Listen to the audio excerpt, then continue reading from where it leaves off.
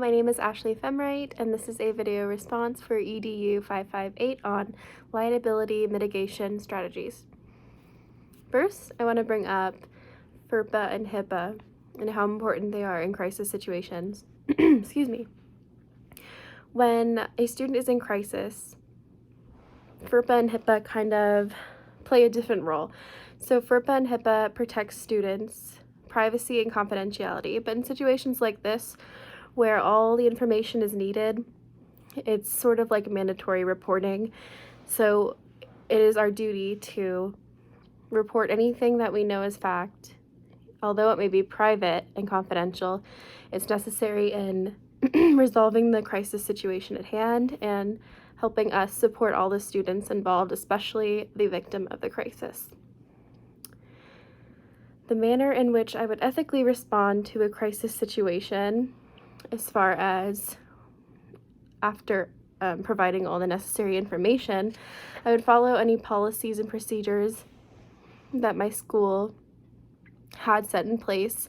Following these procedures is important because they're here to protect us and our students, as long as they're ethically sound. And we should know of these. And if not, and if I wasn't sure in the moment of what to turn to, then I would call on my advisors, mentors, my main supervisor, whoever that may be at the time, to come and advise me in the situation. Of course, in crisis situations like these, 911, an emergency or any other emergency service should have been called. So in that case, they would be there handling it. Other cross-functional teams that could be involved are residential hall directors or resident assistants, roommates possibly, any other faculty and staff who may have been involved. So I would want the campus security to be involved right away, possibly code of conduct, student life, housing and res life. Later on, health and human services furthering the situation. So like counseling services, getting the student and other students such as roommates who are affected set up with a counselor or an advisor to open up to, and begin that healing process of healing from the crisis. Usually there's a lot of traumatic things that can happen soon after a crisis event, such as PTSD and an overall effect on the health. So the quicker we get in counseling services to those students, the better.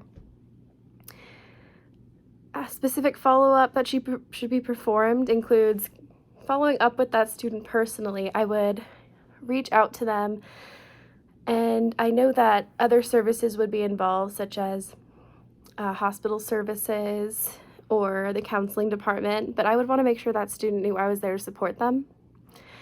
Because if they didn't feel a connection with any of those services, at least they can see that everyone is doing everything because they care about them and they feel cared for and supported. Their healing process can be that much better. How will I maintain professionalism, transparency, and confidentiality within a student crisis management?